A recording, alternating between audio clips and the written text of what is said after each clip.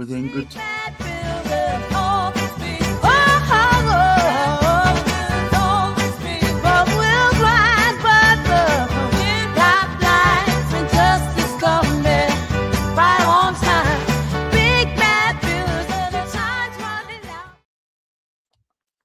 Willkommen, bienvenue on this warm, lovely, hot, sweltering day.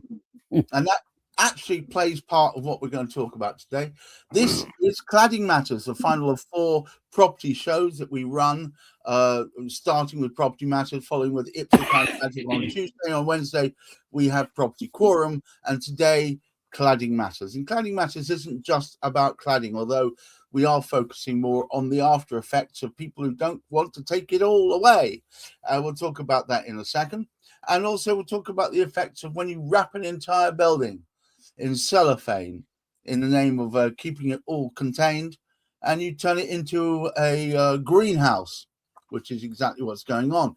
Steve Day, who's with us, thank goodness for that, is locked in, one might say, into Royal Artillery Quays, affected by Barratt Homes, who put on the cladding at the centre of the cladding scandal. Hamish McClay of Search Convey, sponsor and strong supporter for this cause. And myself, Gareth Wax of the Many Hats. But to start us off, as ever, Hamish McClay.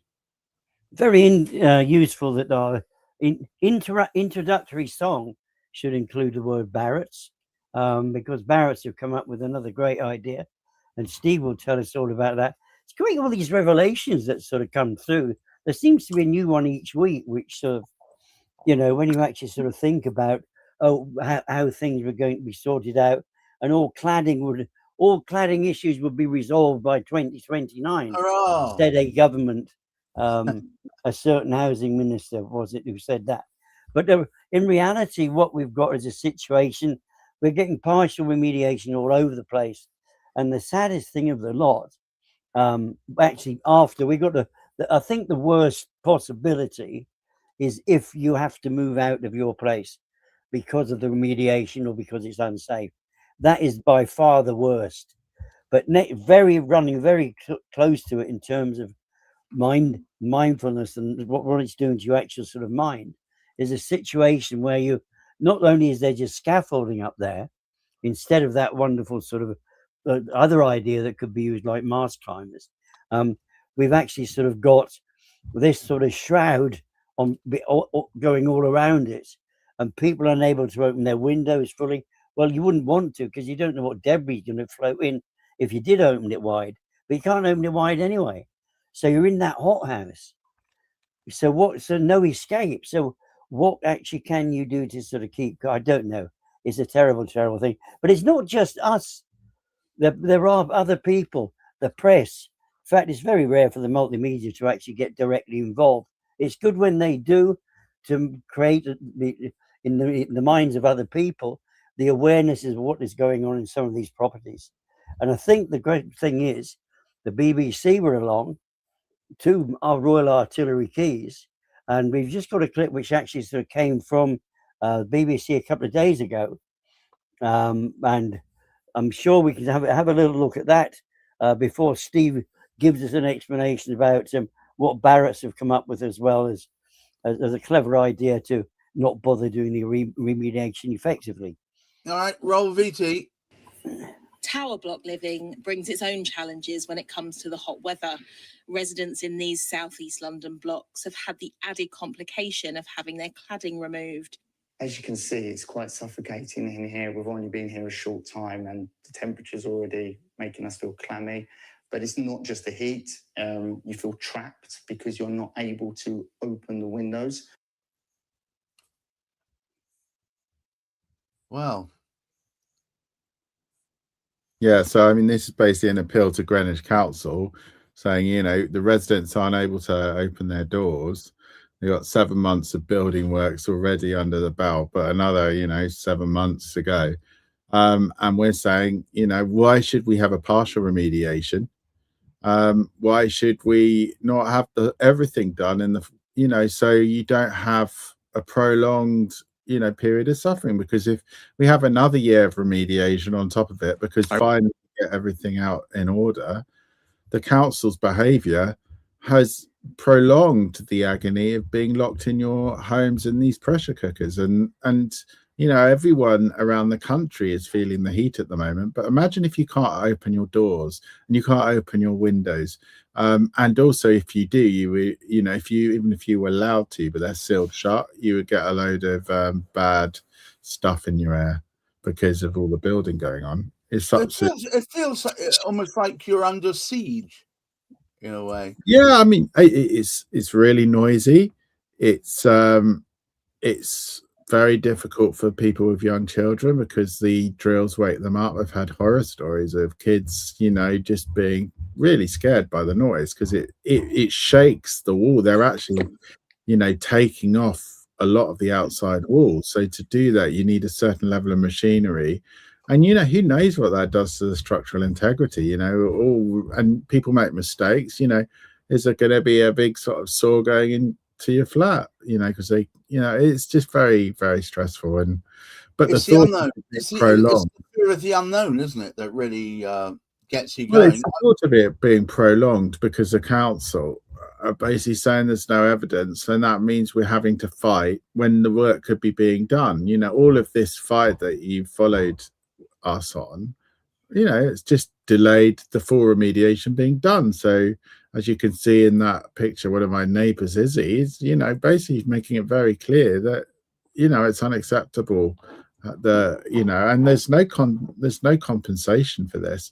Yeah, it's just, in our case, they've been proven to have built illegally, and yet, you know, there's no willingness to look at doing the right thing and taking those panels off.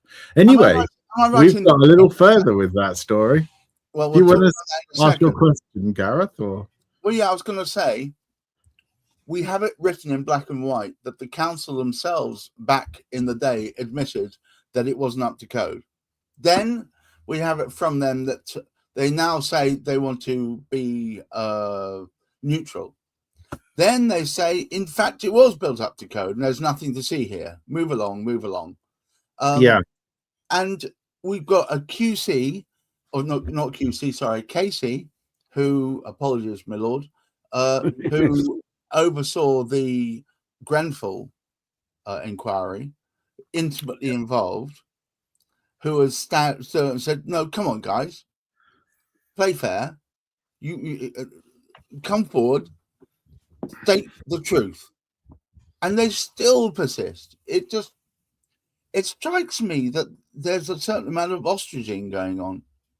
Well, yes, there is. And, you know, because of the situation, it's so intense in terms of what you see in that clip, you know, the building work and so on. There's a lot of residents that don't particularly want me to continue with the campaign. They want to believe that the work is going to be finished.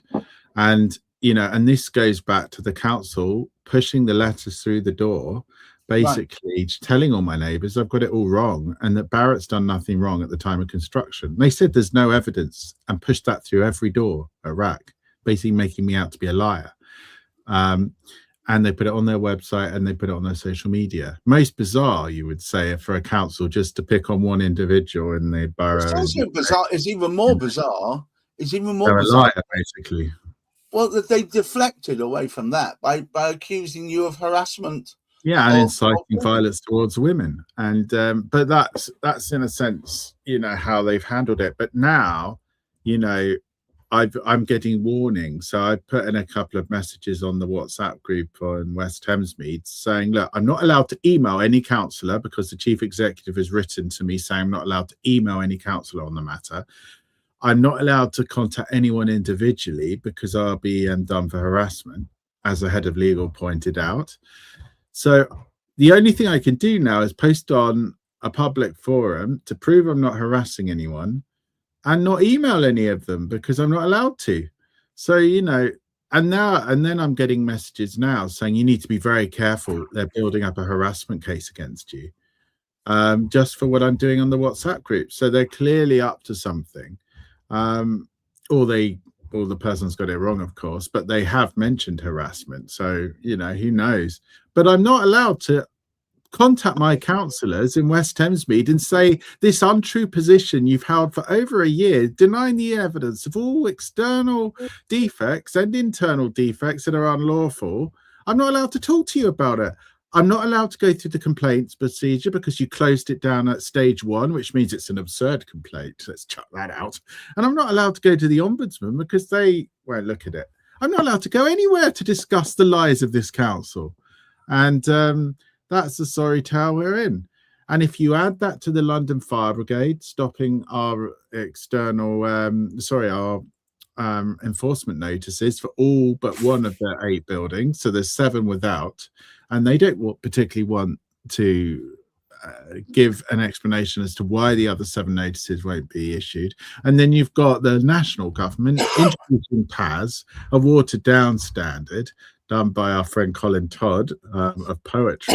Isn't he Colin Todd? Colin Todd. Toddy. Toddy sounds good. Actually, I quite like a Toddy from time to time. I'm sure he has similar nicknames for us. But anyway, we have him, with his Christmas poem of delights, slagging me off for slagging off his watered down standard. But that's a national point of view. And now they want to, it's very interesting, it's come out from the BSR last week, that's the regulator for dangerous high-rise blocks of flats. They're saying we need to take this proportionality approach, not only for remediation of existing building, but now we need to be more proportional about the building safety certificates too. And my worry is that it's going to be new buildings. We need to, the builders, they do their best to keep to the regulations of building and the law of this land on building. If they fail, it looks all right. We'll sign that off. It looks fine. The building safety regulator is saying that you can take a proportional approach for these safety certificates. How long will it be for the proportionality that our friend Colin Todd is so famous for infects, and I use that word carefully, infects the new building industry as well? And you can see basically a standard for builders that wouldn't apply for anyone else. I mean, what if you go and say, I'm going to steal my neighbour's Porsche, and they say, oh, well, normally that's theft and you go down for 10 years. But we need to take a proportional approach. The prisons are a little overcrowded and it's your first offence, and maybe we'll let you off that one. Don't do it again. Now get out. That's what we're saying. But it's far worse than the building, because it's not those people that are taking the risk of living there. It's the poor people that buy those properties. And the state is allowing this. But anyway, let's go back to our friends old Barrett at Royal Artillery Keys. So, we've raised our £4,300 collectively at RAC. We've had a fire engineer. He's condemned the panels because they would be condemned because they're banned on new tall buildings. So, wow, he's not going to say, oh, leave them on, is he? Unlike the Barrett fire engineer, of course, he thinks it's absolutely fine. Anyway, so now Barrett is saying, and I found this out by chance because my neighbour was talking to the concierge, and they told them that Barrett, considering that, yes, it'd be great to replace these dangerous firelighter panels that'll kill everyone at RAC, but the only problem is they're going to be too heavy to replace. Oh, yes. Let's tick them off. We've got pigeons. That's from the building safety regulator. That's a national one. So they put in the pigeons. The panels are too heavy. Yeah, they're too heavy. Can't replace them with non-combustible stuff. Too heavy, which is probably true. It is more heavy. But the thing is, with the level of distrust between us and Barrett, the fire engineer has written to me today to say, well, they need a structural engineer to say, actually, the load bearing of the structure wouldn't take the additional panels. And also, you need to look at the products of these non-combustible panels and work out whether they really are, impossible to install. And the other point is they've already put 2 panels in that are non-combustible anyway. That's in the plan. So did they take into account the huge weight of those panels? I doubt it. But anyway, we're going to ask them for whatever evidence they have to support this contention. But the great fight of the combustible panels on the 16-story fire stairs, packed full of fire-lighted material, I'm afraid, continues. And it makes a farce of building safety that the only single escape stair, you know, in the context of Grenfell, with the fire brigade coming up, we've got the non-fire rated, jagged, toughened glass coming down because it's not fire rated, and all of these panels going up with the e-bikes and everything, and all these people coming down the staircase. You know, it's a sorry it's a sorry staircase, but it's a sorry tale. And you know, I think so. If you add it all together, what do you think? You have a council denying evidence exists. You've got a fire brigade refusing to issue enforcement measures. You've got a national government putting a watered down remediation stand. You've got a construction industry largely silent. You know, all the people in the construction industry, do you ever hear them calling out PAS? Do you ever, any trusted person that you guys know in the construction industry, do you hear them speaking up about the watered down remediation standard? No, they don't want to talk about that. They probably want to talk about health and safety on construction sites, or, you know, building issues. There's a great evil being done under the name of every construction industry company. Everyone, they're silent on the watering down of remediation. That is well, it should be a crime. You know, it's lovely for them to have their construction jobs, but why are they silent? And also the fire engineering community. You know, why is it if you go to the builder, his fire engineer leaves it on, you go and get your own fire engineer, they say, take it off, that's a stupid idea. And the stuff is banned on new buildings. Why is this allowed to happen? And why the fire engineer? The fire engineer working for the builders says, oh, no, it should be fine. The independent fire engineer who doesn't have an axe to grind says, for goodness sake, get rid. Yeah. Wow. And you know, as soon as that report is finalized, we're just working on it at the moment, I'll present that fire report to you and compare it against. It'll be a very interesting Cladding Matters, because you will see demonstrated the sheer recklessness of a fire engineer that basically, without any fire performance test evidence, without knowing what the product of these XPS panels is, but knowing their XPS, which is the second most combustible material in Europe, says without evidence it's fine to leave on. Whereas we'll look at what the other fire report says, and I won't say that what's in it yet, because it's going to be quite a surprise for everyone. But the conclusion is they've got to come off. But the actual reasoning's brilliant, and you'll love it. And it's going to be an amazing Cladding Matters. But look at the whole thing. What is it summed up as? Post Grenfell, limit the fallback for the builders. Absolutely. Try and prevent the builders from losing any money. Hamish, it's been a busy Cladding Matters today.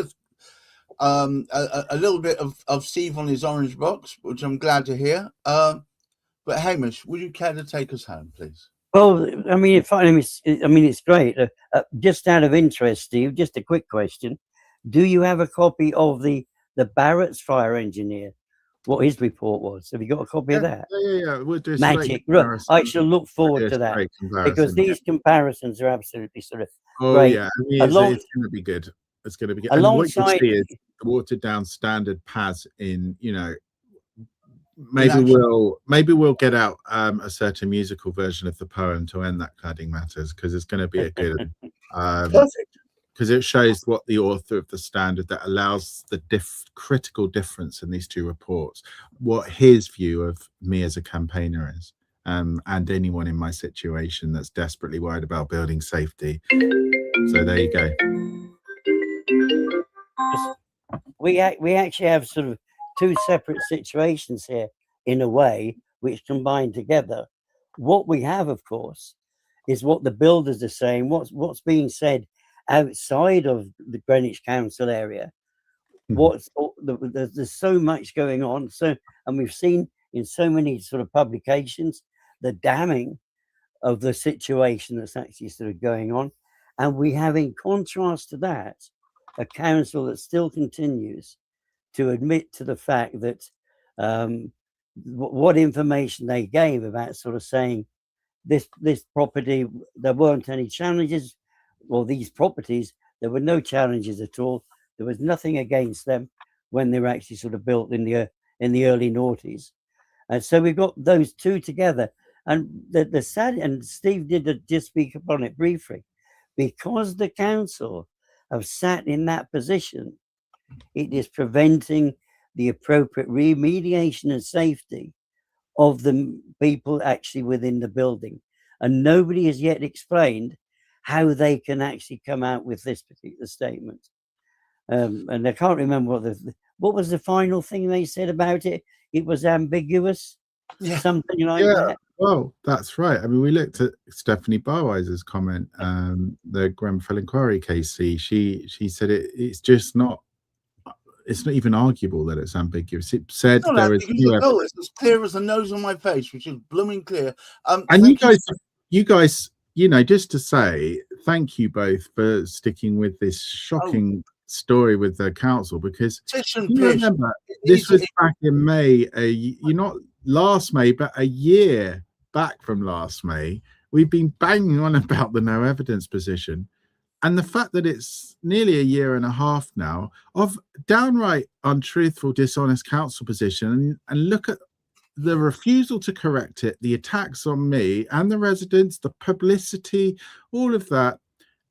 We looked at the Hillsborough law. I mean, I just wanted to say that we even had some great news on that. The Hillsborough law is going to be approved by MPs this coming week. It's been a long time coming.